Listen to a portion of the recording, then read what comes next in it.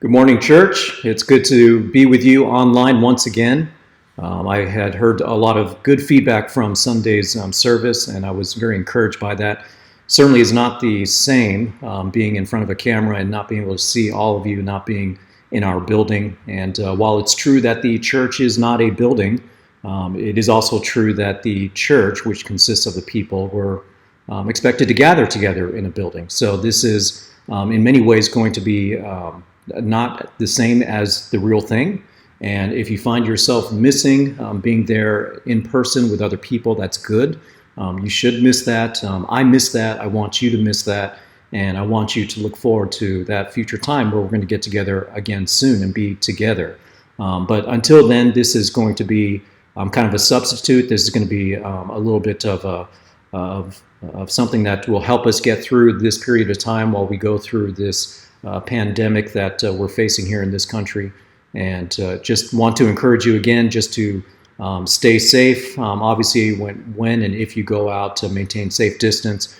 But also remember that we as Christians, we want to be sure that we are light and salt upon this world. So if you do get a chance to talk to someone, share the gospel. You can do it at a safe distance. Bring some gospel tracts if you have them. If you happen to have any of the business cards from the church. If you don't, we can give you some, and you can distribute those business cards to visitors when you see them, and just encourage them to come online and come join us in person once we get back together. So that's something that we can look forward to. Now, for this morning, what I really wanted to do, I wanted to just share a little bit of time in the scriptures. This is not a prepared message. This is not a prepared lesson. But rather, as I go through the scriptures on a daily basis, or at least according to that 5-day plan, I'm in the scriptures just about every day, but when I go through that 5-day reading plan, I just want to share a little bit with you some of the observations that I make when I go through it, and also help give you some sense of context of what we're looking at and what we're dealing with. So hopefully that will be helpful as well. So I've got my Bible software up and running, and you can see it right here. I've got the font size increased so that hopefully you can see it on your screen. But when I looked at our passage for yesterday, and when I say our passage for yesterday, I'm talking about the Bible reading plan in which we read the Bible 5 days a week. According to that plan, yesterday was... Give me 1 second here as I take a look at it. Yesterday was Deuteronomy 10 to 14, chapters 10 to 14, followed by Psalm 5 and Luke 8. And that's a whole lot of chapters. We'll try to get through it as much as we can. But I just want to give you some sense on what to look for as you're reading through this, as we go through this together. So if we go to Deuteronomy chapter 10, this is chapter 9 actually, but we go to Deuteronomy chapter 10. And if we take a look at what Deuteronomy chapter 10 says at the very start, it says, "At that time the Lord said to me, 'Cut out for yourself 2 tablets of stone like the former ones, and come up to me on the mountain and make an ark of wood for yourself.'" So this is Moses addressing the second generation of Israel. And it's helpful to understand the context. So we know that Moses wrote 5 books. Actually, he probably wrote Job as well, so it's 6 books. But when we talk about the law of Moses or the books of Moses, it's specifically referring to those first 5 books of the Old Testament from Genesis to Deuteronomy. So what we have here in Deuteronomy is really the last book that he wrote. This would be the last message that he would have for his fellow Israelites before they would go into the Promised Land. And of course, when they went into the Promised Land, it would not be Moses who leads them in, but rather Joshua. And you see references to that in the book of Deuteronomy. And you see the reason for that even in the prior book in Numbers, when they were at a place called Meribah, and Moses had struck the rock a couple of times to give the people water, but he did not regard or did not treat the name of the Lord as holy. And so that was a sin against God, and God would not allow him to go into the Promised Land. So what we have here in Deuteronomy, in this book of Deuteronomy, as we get here to chapter 10, but the entire book of Deuteronomy is really Moses just reminding the second generation of Israelites all that had happened going back to the time they were delivered from Egypt. And in fact, he makes a lot of references even before then to the promises made to Abraham, Isaac, and Jacob. And of course, when we think about the promises made to Abraham, Isaac, and Jacob, we're referring to the Abrahamic covenant. So the Abrahamic covenant is what started really kind of this nation of Israel. First, the calling of Abraham to go to the land of Canaan, and the promise to Abraham that his descendants would inherit this land. So the Abrahamic covenant is important to keep in mind as you go through Deuteronomy. But then not only the Abrahamic covenant, but what we see here at the beginning of chapter 10, as Moses says, "At that time the Lord said to me, 'Cut for yourselves 2 tablets of stone like the former ones.'"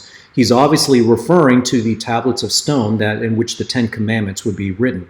So this is, when we talk about the 10 Commandments, we're no longer talking about the Abrahamic covenant, but we're talking about the Mosaic covenant, or the Mosaic law. This is the law that Israel was expected to obey.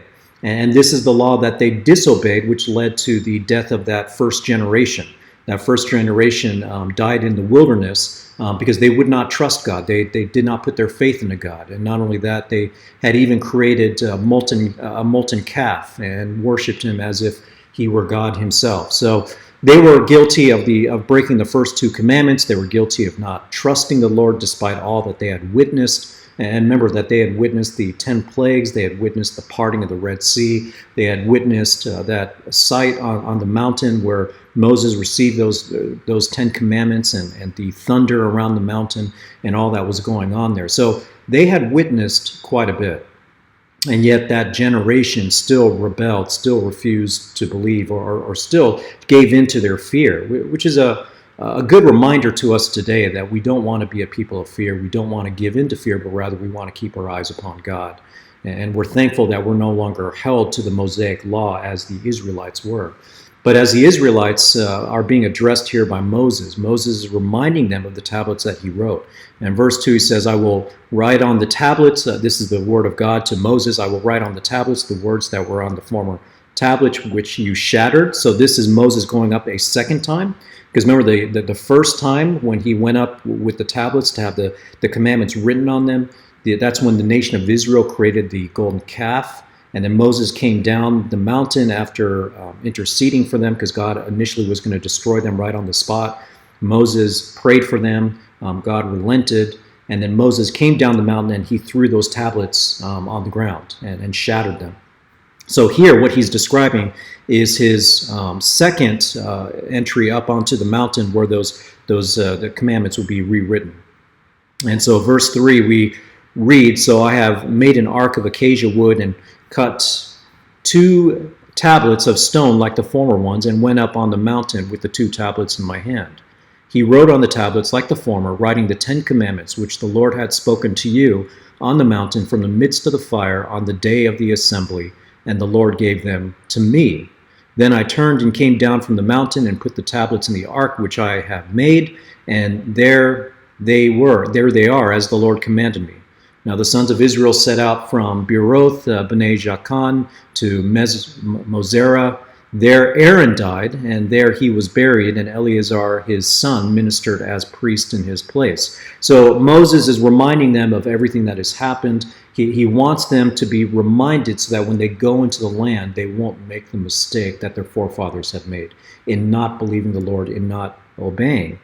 And so verse 7, "And there they set out to Gugoda, and from Gugoda to Jethbatha, a land of brooks of water. And at that time the Lord set apart the tribe of Levi to carry the ark of the covenant of the Lord, to stand before the Lord, to serve him, and to bless him in his name until this day. Therefore Levi does not have a portion or inheritance with his brothers, and the Lord is his inheritance, just as the Lord your God spoke to him." Now, why do I have verses 8 and 9 highlighted? As you'll see, we go through, I have various verses highlighted.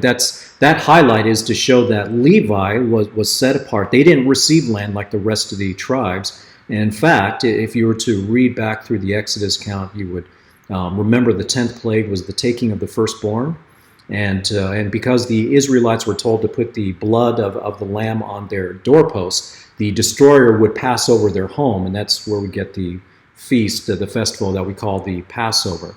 But what God had told them after that was that the firstborn of Israel belongs to me. Though he did not take their lives, they belonged to him. And then later he would have a census made where he would count all the firstborn that are there and then count the tribe of Levi and then basically say, I'm going to exchange the firstborn for the tribe of Levi. So it's not the firstborn that belonged to me. Now it's the tribe of Levi that belonged to me. So this is Moses reminding them that Levi is the tribe that now is going to serve as the priest. They're going to serve in the temple, and they would be dependent upon the rest of Israel to provide for them through their tithes and offerings. So I had that highlighted just as a reminder that this is where Moses is telling them that Levi was dedicated to the Lord.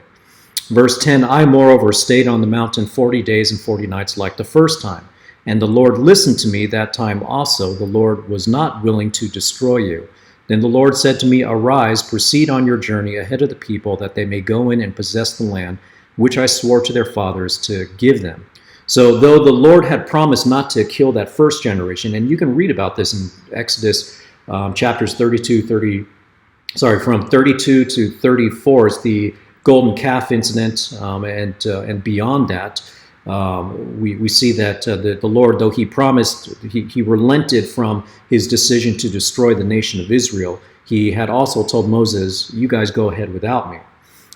Verse 12, we read, now Israel, what does the Lord your God require of you but to fear the Lord your God, but to walk in all his ways, and love him, and to serve the Lord your God, with all of your heart and with all of your soul.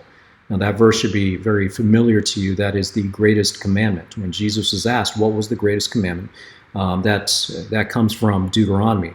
And verse 13, and to keep the Lord's commandments and his statutes, which I am commanding you today for your good. Behold, to the Lord your God belong heavens and the highest heavens, the earth and that is in it, and all that is in it. And verse 15, yet on your fathers did the Lord set his affection to love them, and he chose their descendants after them, even you above all people, so it is this day. And verse 16, this is an important commandment. Look at this. So circumcise your heart and stiffen your neck no longer. Now that's very important. This is the Lord speaking through Moses telling the nation of Israel, circumcise your heart. Now, the Israelites at this point, they understood the covenant of circumcision. That was established back in the days of Abraham, and I think that goes back to Genesis chapter 17, I believe. I can double check that later. But in Genesis chapter 17 is when he brought the covenant of circumcision. And it's in essence, what circumcision was you understand what it is physically, but it was meant to represent that they were a people of God. Because as God had called Abraham to be his people, his descendants to be his people, the physical sign of circumcision was a physical sign to show that they were his people. But here when he says circumcise your heart, you just think about that. This is still this idea that you are the people of God, but when he says circumcise your heart, it's no longer a physical act, it's a spiritual act. And so Moses is telling them, don't just circumcise yourself physically, circumcise yourself spiritually. And that second part, stiffen your neck no longer, is this idea of don't be stubborn. And that's how they've been described, as a stubborn people. For the Lord your God is the God of gods and the Lord of lords, the great, the mighty, the awesome God, who does not show partiality nor take a bribe. He executes justice for the orphan and the widow, shows his love for the alien by giving him food and clothing. So show your love for the alien, for you were aliens in the land of Egypt. You shall fear the Lord your God. You shall serve him and cling to him, and you shall swear by his name. He is your praise. He is your God. He has done all these great and awesome things for you, which your eyes have seen. Your fathers went down to Egypt, 70 persons in all.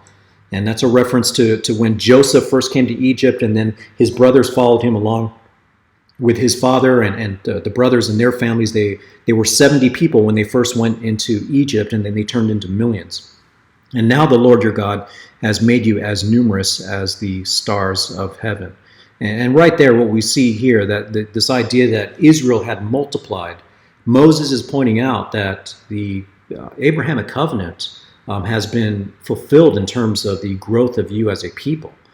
He has populated you. He has made you populous. He has made you many, and now he's about to send you into the promised land.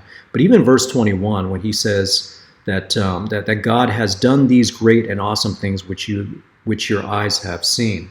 Many people today talk about they want proof of God. They want to be able to see God. They want to see the signs of God before they would believe.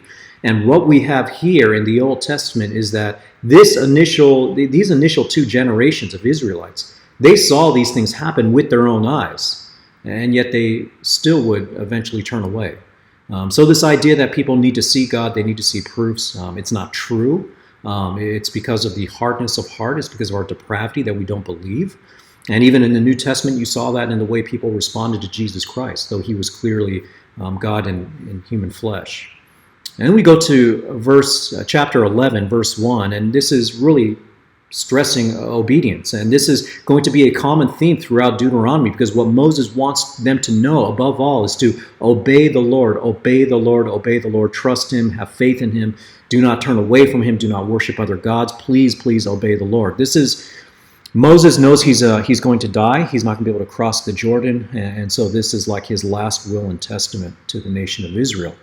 You shall therefore love the Lord your God and always keep his charge, his statutes, his ordinances, and his commandments. Know this day that I am not speaking with your sons who have not known and who have not seen the discipline of the Lord your God, his greatness, his mighty hand, and his outstretched arm. So he's basically saying to him that you've seen me, you've seen my works, you've seen the discipline that I brought upon you, and his signs and works which he did in the midst of Egypt to Pharaoh, the king of Egypt, and to all his land. And then verse 4, and what he did to Egypt's army. So he's reminding him of all these great things he did. What he did to Egypt's army, to its horses, its chariots. He made the water of the Red Sea to engulf them, and while they were pursuing you, and the Lord completely destroyed them. And what he did to you in the wilderness until you came to this place, and what he did to Dathan and Abiram and the sons of Eliab and the son of Reuben, when the earth opened its mouth and swallowed them, their household, their tents, and every living thing that followed them among all Israel. But your own eyes have seen all the great work of the Lord which he did. And here, verse 8, again, Moses is going to continue to emphasize this. He's emphasizing this because he wants above all for them to obey. Verse 8, you shall therefore keep every commandment which I am commanding you today, so that you may be strong and go in and possess the land which you are about to cross to possess it, so that you may prolong your days on the land which the Lord swore to your fathers to give to them and to their descendants, a land flowing with milk and honey. For the land into which you are entering to possess it is not like the land of Egypt from which you came, where you used to sow your seed and water it with your foot like a vegetable garden. But the land which you are about to cross to possess it is a land of hills and valleys, drinks water from the rains of heaven, a land for which the Lord your God cares. The eyes of the Lord are always on it, and from beginning even to the end of the year. This is a comparison. I mean, despite the fact that Egypt was the most prosperous nation in the world, and they had dwelled in a very fertile part of Egypt, in an area called Goshen, right there in verse 10, I mean, the Lord compares what they saw in Egypt to being like a vegetable garden. But where you're going, there's going to be hills and valleys, and it's going to drink water from the rains of heaven. So this is like going from a little garden to going into like a huge national park and something even greater than that. So the comparison the Lord is saying is that this promised land just dwarfs anything that you have seen in the past. For the land into which you are entering to possess it is not like the land of Egypt from which you came, where you used to sow your seed and water with your foot like a vegetable garden. I just read that. And then verse 13, it shall come about if you listen obediently to my commandments, which I am commanding you today, to love the Lord your God. Give me 1 second.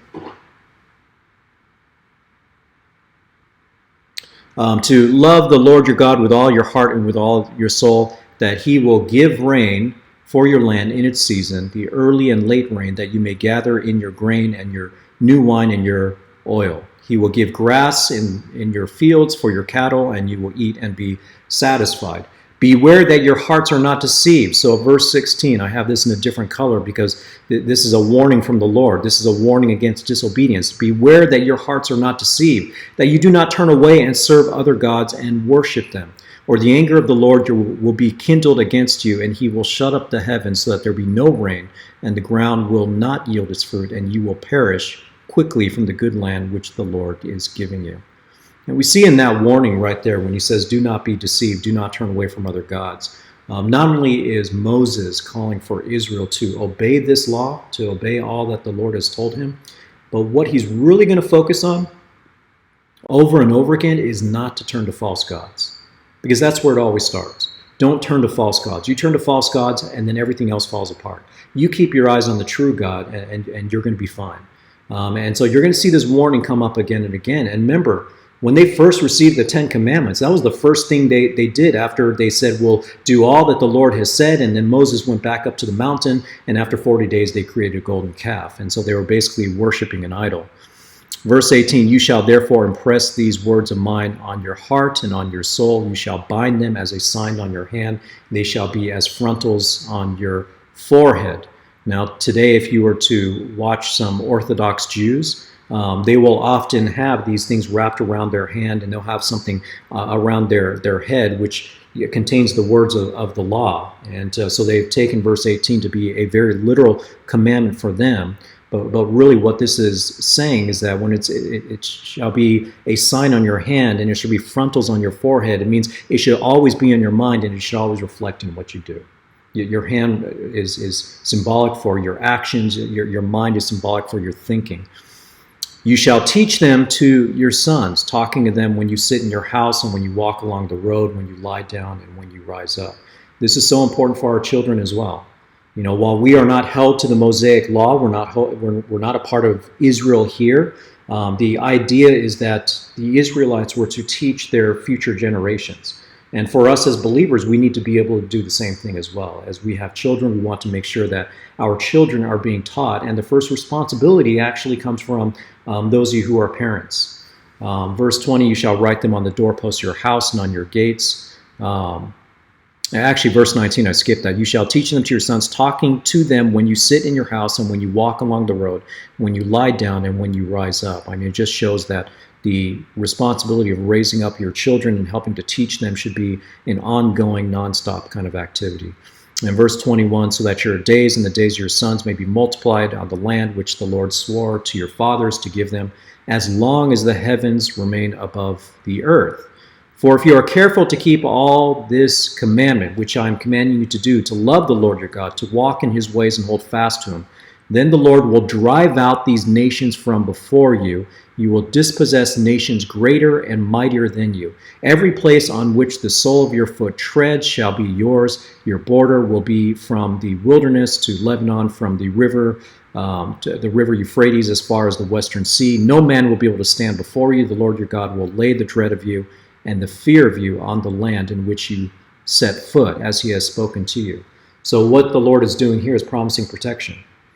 You obey, you're going to be protected, you're going to be blessed. And this is where the Mosaic law ties together with the Abrahamic covenant.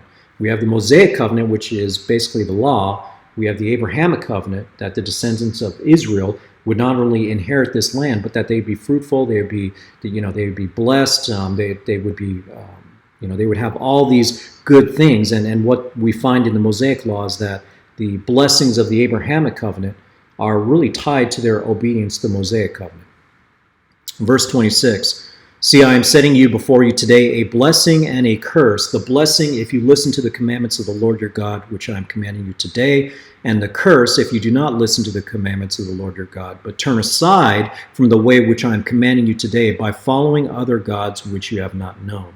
And there you go, another emphasis upon idolatry, another warning against idolatry. Let me go ahead and skip forward a little bit. Verse 12 talks about laws of sanctuary. This is just reminding them that there were cities of sanctuary to be established that people could go to before having a case being brought before their judges to determine what should happen. But I have verse 8 highlighted, and there's good reason for this. We're in Deuteronomy chapter 12, and when we go down to verse 8, Moses says this, you shall not do at all what you are doing here today, every man doing what is right in his own eyes. This was condemnation from Moses to the nation of Israel, saying, you guys need to shape up. You guys need to change. You can't do what you're doing today. But what he describes it as is every man doing whatever is right in his own eyes. We as believers, we know that we can't just do what's right in our own eyes. And that's what happens when people today talk about how they just, they're led by feelings oftentimes. They'll say, well, I feel like the Lord wants me to do this. I feel like the Lord wants me to do that. Well, beloved, what the Lord wants you to do is obey his word. And so what we don't want to do is just do whatever we think or feel is right, whatever is right in our own eyes. And in the context of the Old Testament, after the book of Deuteronomy comes the book of Joshua. That's when Israel goes in to conquer the land. And then after Joshua is the book of Judges. And you will find this statement in the book of Judges. In fact, at the very end of the book of Judges, you can just write this down right now. Just just write down very last verse of the book of Judges says that everyone did what was right in his own eyes. And so this is really what we do without the Lord circumcising our heart, without the Lord working within us to help to obey him. And then going further down, verse 13, I have that highlighted. Be careful that you do not offer your burnt offerings on every cultic place you see. So really the idea of bringing offerings to worship God, it was really a universal idea at this time. So just about everyone that had a God to worship had this idea of bringing animals to sacrifice. But the Lord had very specific ways that they were to do it, and he had a very specific place in mind where they were to do it. And in essence, they would do it at the tabernacle and eventually at the temple when the temple would replace that tabernacle. All right, so verse 12 is a lot of the laws and commandments, detailed commandments that are given. I'm not reading it all here, not because I skip over it during my devotion, but because I want to be able to just cover some of the highlights of our reading for this morning. And verse 21, if the place which the Lord your God chooses to put his name is too far from you, then you may slaughter of your herd and flock which the Lord has given you, as I have commanded you. You may eat within your gates whatever you desire. So this is the grace of God. Obviously, when they go into the promised land, they're going to have the temple in Jerusalem. And people would come to worship God in Jerusalem. But you see the grace and mercy of God here, that verse 21, if the place which the Lord your God chooses to put his name is too far from you, then you have other ways that you can still worship the Lord without having to leave your city. So that's what that is saying. And then we get towards the end, and let me go down to starting in verse 29, when the Lord your God cuts off before you the nations which you are going in to dispossess, and you dispossess them and dwell in their land. Beware that you are not ensnared, that means trapped, that you're not tricked, that you're not ensnared to follow them after they are destroyed before you, and that you do not inquire after their gods, saying, how do these nations serve their gods? And I also may do likewise. You shall not behave thus towards the Lord your God, for every abominable act which the Lord hates, they have done for their gods, for they even burn their sons and daughters in the fire to their gods. So this is talking about just some of the heinous worship that happens in pagan religion, in false religions. And the Lord is warning them against following after them. And this idea that some of them even burned their sons and daughters in the fire to their gods. There was a god at that time by the name of Molech, and that's exactly what they would do. They would sacrifice their own children. Well, why would they do that? What parent would want to do that? Well, they would do that because they don't want the responsibility of raising the children. But they want to be able to live the promiscuous lifestyle that they desire without having to raise those children. And when you hear it described that way, it's not that far-fetched to see what it connects to today, right? I mean, we live in a country that really worships the freedom of choice to murder the unborn. And then verse 32, whatever I command you, you shall be careful to do. You shall not add to it nor take away from it. The Lord mentions this a couple of times, at least a few times in Deuteronomy, that you shall not add to it or take away from it. And sometimes people get confused by that because Deuteronomy is not the last book of the Old Testament. There were several other books written after that. But all the commandments that Israel was expected to obey was all contained really within those first 5 books of Moses. So everything after the time of Moses, every command you see traces back to that law. And that's why the Mosaic covenant, that this law given to Moses, it's really so foundational for the rest of the Old Testament. And then we go to verse 13. Chapter 13 is all about idolatry. It's warning them not to listen to anyone, even a prophet. Even if a prophet has a prophecy and the prophecy comes true, and then he says, let's go worship other gods, they're being commanded to execute that prophet and not to follow after them. So in other words, one of the ways you know a false prophet is because a false prophet tempts you to worship someone other than the true God. And I would argue that, unfortunately, a lot of people who are classified as Christian pastors today are doing exactly that. So lots of warnings here throughout this chapter about idolatry. And let's go further down. Lots of repeated warnings. And then chapter 14, we get to this chapter, and the Lord says in verse 1, "You are the sons of the Lord your God. You shall not cut yourselves nor shave your forehead for the sake of the dead, for you are a holy people to the Lord your God, and the Lord has chosen you to be a people for his possession out of all the peoples who are on the face of the earth." So the people of Israel were set apart. They were made holy. That's what holy means, that they were set apart for the Lord's purpose. And this kind of language is very similar to what the Apostle Peter says to us as Christians. You can find that in 1 Peter chapter 2, verses 8 and 9, somewhere around there, that he says something very similar to Christians. And chapter 14 goes on about laws about clean and unclean animals. They were to eat certain animals and not others. And by the way, if you come across Seventh-day Adventists, Seventh-day Adventists have very strict eating laws. For instance, they won't eat pork, they won't eat shrimp, things like that. And the reason why they don't do that is because of these Old Testament laws. But as we read these Old Testament laws, we recognize that these laws were specifically for Israel. And when you get to the book of Acts, and specifically Acts chapter 10 is when Peter has that vision of that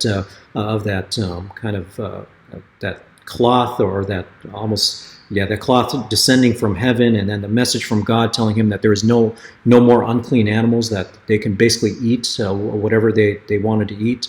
And so here, what we see here is that these laws pertain to Israel, but with the covenant that we're under what's called the New Covenant.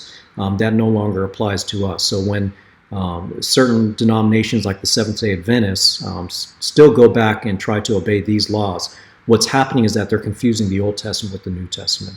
They're even if you point out Acts 10 to them, they'll say, yeah, but the Old Testament law says this. And so they believe that they should still obey it, even though the New Testament specifically says that there is no unclean animals. All right. So that's chapter 14. It goes through all these details of all these animals that they were to eat and not to eat. And verse 21, at the end of verse 21, this one's an interesting one. This shows up a few times through the Old Testament, especially through the law. You shall not boil a young goat in its mother's milk. Sounds like a very, very strange statement. And this is one of those instances where we may not fully understand what that means. We look at that and we're like, well, what's that about? And there may be a lot of places as we read in our devotions and not know exactly why that's there. Well, this is one of these statements that the meaning of it is still kind of a mystery to us. Israeli scholars, Old Testament scholars, aren't exactly sure why this is there. I don't know if this was a temptation for the people at that time, if this was something that they were accustomed to doing, but this it's here, and it's one of these things where this is one of those statements where I don't know exactly why that's there. I don't know exactly what this was addressing, but we can move beyond it and realize that they were told to do that. They had to follow that, but we don't fully understand the significance. Verse 22, you shall surely tithe all the produce from what you sow, which comes out of every field every year. You shall eat in the presence of the Lord your God at the place where he chooses to establish his name. And by the way, when he makes that statement where he chooses to establish his name, he is talking about the temple. The temple or the tabernacle, the location where the tabernacle would be taken, and then where the temple would be built, that's going to be the place where the Lord establishes his name. And what he's saying here is that you are to basically bring your tithe. We see there your tithe, the tithe of your grain, your wine, your oil, the firstborn of your herd, your flock, so that you may learn to fear the Lord your God always.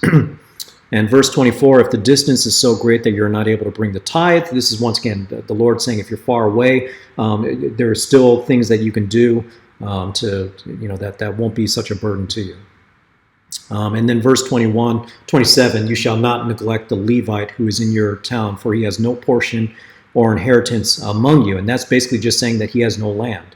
He is completely dependent upon the other tribes of Israel. And this is interesting because this is a tribe that the Lord said is devoted to him. This is a tribe that is devoted to him, and yet they had no portion or inheritance, but they were dependent upon the other tribes to support them. And verse 28, at the end of every third year, you shall bring out of all the tithe of your produce in that year, and shall deposit it in your town. The Levite, because he has no portion or inheritance among you, and the alien and the orphan and the widow who are in your town shall come and eat and be satisfied, in order that the Lord your God may bless you in all the work of your hands, which you do. So that was the portion of Deuteronomy that was assigned yesterday, and I know that's a lot of chapters. That's 5 chapters out of the book of Deuteronomy, but hopefully this gives you a sense of the tone of this book and these chapters, how to kind of process them and think through these warnings, the significance of these warnings, and really think through historically what would end up happening after all of these warnings. And we don't want to make the mistake of thinking that if we were there, we would have done differently. No, if we were there, we would have done the exact same thing. We probably would have done worse. So really the entire Old Testament there is to show that no matter what God does to bless us externally, no matter what signs and wonders he brings to us, no matter how he delivers us, no matter how he gives us land and promises blessings for obedience, we will still turn away from him. And that's really the testimony of the Old Testament. And you see here, it's not because the law was not emphasized. We see very clearly that the law was very, very strongly emphasized. So from there, let's go to the next section, which is Psalm 5. And Psalm 5, we see a prayer for protection from the wicked. Verse 1 says, give ear to my words, O Lord, consider my groaning. Hear the sound of my cry for help, my King and my God. For to you I pray. In the morning, O Lord, you will hear my voice. In the morning I will order my prayer to you and eagerly watch. For you are not a God who takes pleasure in wickedness. No evil dwells with you. The boastful shall not stand before your eyes. You hate all who do iniquity. So we see there in verse 5, and this gets repeated throughout the Old Testament, how God hates those who are boastful, those who are prideful, but he loves those who are humble. And then you hate all who do iniquity. That's a synonym for sin. Verse 6, you destroy those who speak falsehood. The Lord abhors, meaning to hate, the man of bloodshed and deceit. But as for me, by your abundant loving kindness, I will enter your house. So the author of this psalm, and this is David that wrote this. So David, as he's writing this psalm, verse 7, he says, as for me, I will enter your house. But David knows he's not boasting here. It's not pride in himself, but he says, because of your abundant loving kindness. And this is a special word in Hebrew, is chesed, and it's this covenant faithfulness, it's this mercy, it's this love from the Lord towards his people. And at the end of verse 7, David says, at your holy temple I will bow in reverence to you. O Lord, lead me in your righteousness because of my foes. Make your way straight before me. And so this idea of a straight path is this idea that you're walking in righteousness. There is nothing reliable in what they say. The inward part is destruction itself. And I have highlighted the second half of verse 9, which says, their throat is an open grave. They flatter with their tongue. You can study this later, but in Romans chapter 3, verses 9 through 12, and even going further than that, Paul talks about the depravity of man, how no one seeks after God, no one does good, but he actually quotes this psalm and this section specifically to talk about how people are characterized in terms of their disobedience and rebellion against God. Hold them guilty, O God, by their own devices, let them fall. In the multitude of their transgressions, thrust them out, for they are rebellious against you. But let all who take refuge in you be glad. Let them sing let them ever sing for joy. May you shelter them. So I love this. Verse 11 is about taking refuge, about being sheltered, that those who love your name may exalt in you. Exalt, it's a synonym for rejoicing, that they may rejoice in you. For it is you who blesses the righteous man, O Lord. You surround him with favor as with a shield. And that's, I didn't have that highlighted, but that's one of my favorite parts of this psalm. In fact, I'll highlight it right now. Is this idea that for us as believers, the Lord surrounds us with favor. This is just a wonderful statement. We didn't do anything to deserve his favor. He chose to surround us with it. In our lives and in our future and everything that he does, we are surrounded by favor. And this is a good one to remember even during these difficult times. And then the last section of our lesson for yesterday, as part of this 5-day reading plan, came from, let's see, it was Luke 8. And Luke 8 is a rich chapter as well.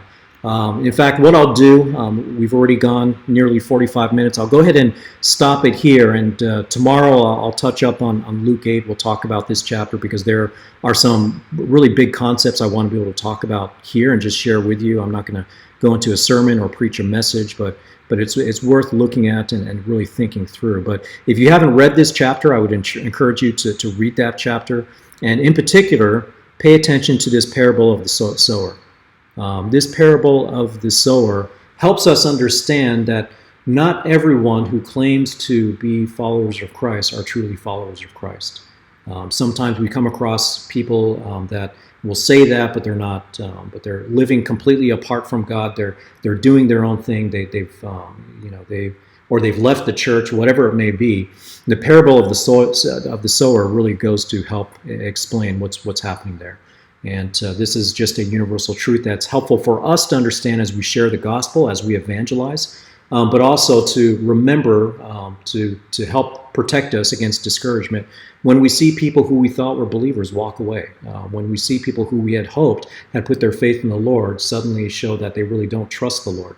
And it could be circumstances like today. It can be circumstances like what's going on now that does that to us. But we'll talk more about that tomorrow. Let me go ahead and close up with a word of prayer, and feel free to ask any questions. You can leave comments on this YouTube video after it's completed, or you can contact me through email, or some of you directly message me on Facebook. That's okay too. But hopefully this was helpful. Hopefully this gave you just some things to think about from those passages. Heavenly Father, thank you so much for this morning. Thank you for the blessing of your word. Thank you for the blessed time that we had to be able to read through it. I pray for our church. I pray for all those within the church. I pray that during this time that you're helping to protect everyone in their faith, help them to trust in you, help them to look towards you even through difficult times, and even to look for opportunities to be able to share the message of salvation with the lost. Father, we pray that you would glorify yourself through us. Help us not to have a heart of fear, but of a heart of faith and a heart of hope, knowing that the best thing that can happen to us is to come into your presence. And so just as the Apostle Paul said, to live is Christ and to die is gain. May that be our heart and mind as well. And Father, we give thanks to you for this time. We pray them in the name of your Son, Christ Jesus. Amen. Thank you for joining us this morning, and I will see you soon.